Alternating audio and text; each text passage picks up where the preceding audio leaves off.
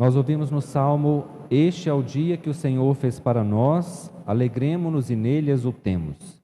É o dia que nós celebramos a vitória de Jesus sobre a morte, a vitória de Jesus sobre o pecado. Ele ressuscitou, ele voltou à vida. Ele que foi perseguido, foi maltratado, foi humilhado, sofreu muito, apanhou e teve aquela que era a morte mais humilhante, a pior morte que alguém poderia ter, mas agora está ressuscitado. E no Evangelho nós vimos Maria Madalena, que foi ainda de madrugada visitar o túmulo de Jesus.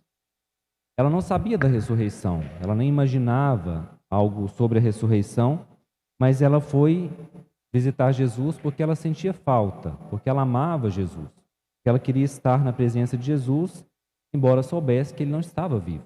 Então, Maria Madalena foi porque quem ama busca, quem ama pensa na pessoa amada, quem ama quer ficar junto com a pessoa amada.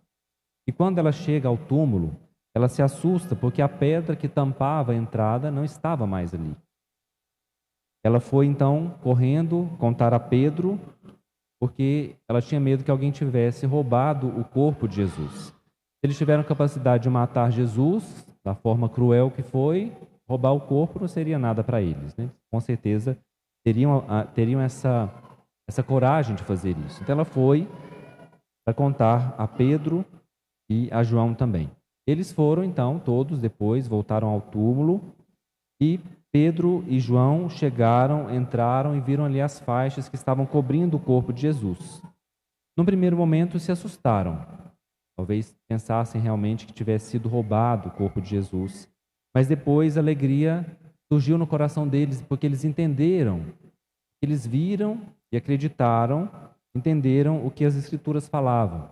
Aquilo tudo que Jesus falava, que no primeiro momento eles não entenderam, não associaram tudo, mas ali agora eles passam a entender e a acreditar que Jesus havia ressuscitado. Então, a partir desse momento, eles começam a proclamar a vitória de Jesus sobre a morte, começam a proclamar, a testemunhar a alegria da ressurreição. E é isso que nós ouvimos na primeira leitura. A primeira leitura é como um resumo que Pedro faz à multidão sobre a vida de Jesus. Pedro está testemunhando aquilo que Jesus fez, como que foi a sua vida, a sua morte e a sua ressurreição.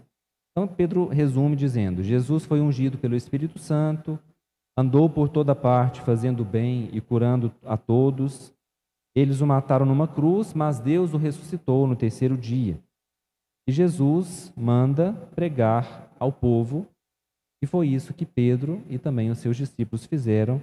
Pregaram a todos os povos essa verdade, pregaram tão bem, com tanta convicção, que essa verdade chega até nós, né, que estamos aqui muitos anos depois e muitos quilômetros de distância, mas acreditamos nessa verdade porque é a verdade da alegria da ressurreição. Alegria do perdão dos pecados, como Pedro disse na leitura: todo aquele que crê em Jesus recebe o perdão dos pecados. E se nós somos perdoados, se nós fomos salvos por Jesus, nós somos amados por Ele, somos também convidados a proclamar essa boa nova, essa alegria da ressurreição a todos os povos e a deixar de buscar as coisas da terra, as coisas terrestres, para buscarmos as coisas do alto, as coisas celestes, como nos ensinou a segunda leitura.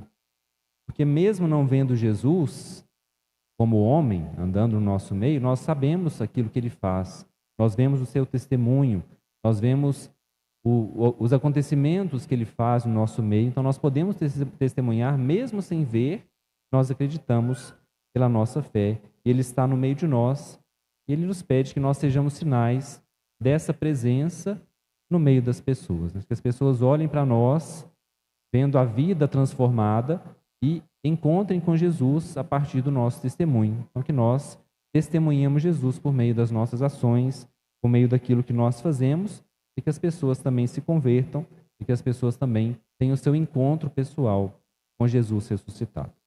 Louvado seja o nosso Senhor Jesus Cristo. Para sempre seja louvado.